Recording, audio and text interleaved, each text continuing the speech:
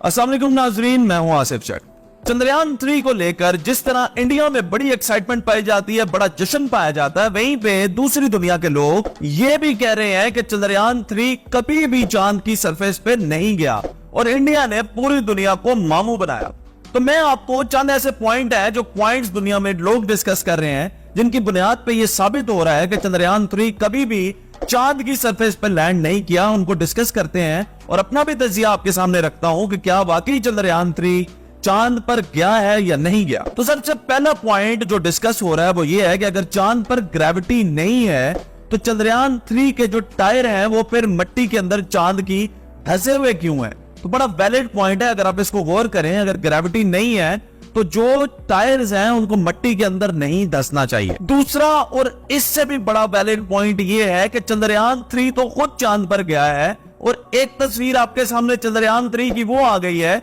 जिसके अंदर चंद्रयान 3 खड़ा है और सामने एक चांद है। तो चांद पर खड़े होते हुए कौन सा दूसरा चांद वहां पे मौजूद था, ये भी फेक होने की और बोगस चंद्रयान 3 वहां पे नहीं पहुंचा, इसकी एक बहुत बड़ी मिसाल लोग दे रहे हैं। तीसरी मिसाल लोग ये दे रहे हैं कि अगर चंद्रयान 3 चांद पर पहुंच गया और वहां पे कोई दूसरा चांद फर्ज करे था भी,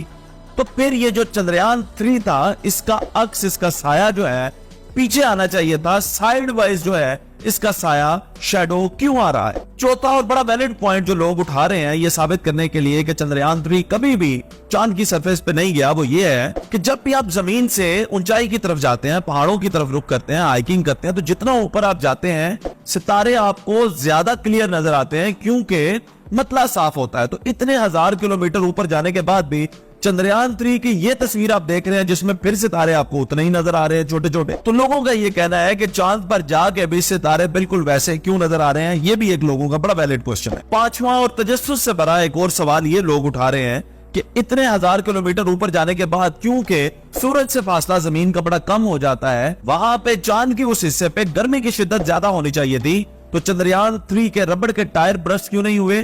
और फिर जो झंडा था उसका कपड़ा जो है वो बर्न क्यों नहीं हुआ, चंद्रयान 3 के टायर सलामत कैसे थे। तो इन सब का मैं कलेक्टिवली आपको अगर आंसर करूं तो वो ये है कि ये सारे इमेजेस जो हैं वो आर्टिफिशियल इंटेलिजेंस से क्रिएट किए हुए इमेजेस हैं। यानी ये वो तब के इमेजेस हैं जब चंद्रयान 3 जमीन से चांद की तरफ रवाना भी नहीं हुआ था, उससे पहले के ये इमेजेस हैं और लोगों ने इसको आर्टिफिशियल इंटेलिजेंस के जरिए जनरेट किया। फॉर एग्जाम्पल आदित्य L1 अभी तक जमीन से सूरज की तरफ रवाना नहीं हुआ और ये मैं आपके साथ इमेज शेयर कर रहा हूं जहां पे आदित्य L1 जो है वो सूरज के पास पहुंचा हुआ है। तो ये आर्टिफिशियल इंटेलिजेंस है जो कि इस तरह के इमेजेस क्रिएट कर सकता है। यानी मैं आप यहाँ पे बैठा हूं पाकिस्तान में और मुझे यूएस में पहुंचाना आर्टिफिशियल इंटेलिजेंस के लिए कोई मुश्किल बात नहीं है। एक और थ्योरी मैं आपको बताता चलूं चंद्रयान 3 के हवाले से कि 4.5 बिलियन साल पहले कहा जाता है कि चांद जो है वो जमीन का हिस्सा था और एक ब्लास्ट के जरिए चांद जमीन से अलग हुआ और चांद बन गया। तो जो हिस्सा जमीन से अलग हुआ था वो साउथ पोल हिस्सा है चांद का,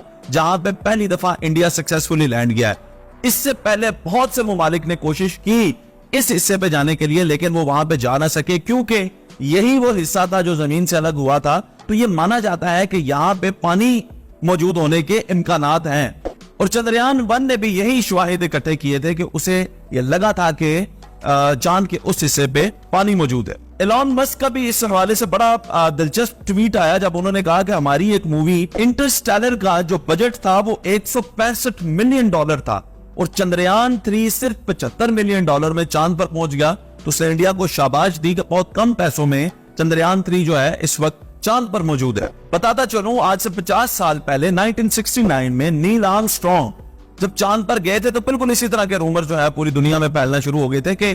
कोई इंसान आज तक चांद पे, ऐसा कोई इंसान नहीं है जिसने कदम रखा है। मैं आपको बताता चलूं तब ये कहा जा रहा था कि चांद पर तो हवा ही नहीं होती, तो ये झंडा लहरा कैसे रहा है। तो उसकी लॉजिक ये थी कि नील आर्मस्ट्रॉन्ग ने जो झंडा होता है उसमें जो रॉड इस्तेमाल किया जाता है वो वर्टिकली होता है और क्योंकि वहां पे ग्रेविटी नहीं थी तो उन्हें नील आर्मस्ट्रॉन्ग को ये डर था कि झंडा गिर जाएगा यानी लटक जाएगा, इसलिए उन्होंने एक हॉरिजेंटल रॉड भी उसके अंदर डाला और वो फिट ना कर सके। जब फिट ना कर सके तो उसी दौरान वो मूवी बन गई और वो जो एक ऊपर से नीचे गिरने वाला झंडे के गिरते वक्त जो फ्लोटिंग एक मोमेंट था उसमें वो वीडियो बनी जिसकी वजह से लोगों ने कहा कि हवा तो है ही नहीं। ये भी आपको बताते चलूं लोग कहते हैं कि आज से 50 साल पहले इंसान चांद पर गया था तो उसके बाद अब तक चांद पे फिर कोई इंसान दोबारा क्यों नहीं गया। तो मैं आपको बताता चलूं आज से 50 साल पहले यूएस ने बजट दिया था इसको $24 बिलियन और आज 2023 में इसका बजट है $100 बिलियन।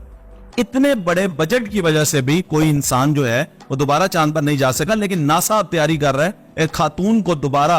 चांद पर भेजने की। ये भी बताता चलूं कि नील आर्मस्ट्रांग ने 23 किलो मट्टी और चंद पत्थर भी जो है वहां से कलेक्ट किए थे और वो जमीन पर लेकर आए, जिससे रिसर्च हुआ और ये भी पता चला था कि ये इस दुनिया का मटेरियल नहीं है। इसलिए नील आर्मस्ट्रांग भी जो है वो चांद पर गए थे और इस वक्त जो है चंद्रयान 3 भी चांद पर मौजूद है। ये है कुछ फैक्ट फाइंडिंग जो मैंने आपके साथ शेयर की कि लोग जिस तरह से ये कह रहे हैं कि चंद्रयान 3 चांद पर नहीं पहुंचा, तो ये बिल्कुल एक गलत खबर है। चंद्रयान 3 वाकईतन चांद पर पहुंचा है और ये एक बहुत बड़ी दुनिया के लिए कामयाबी है।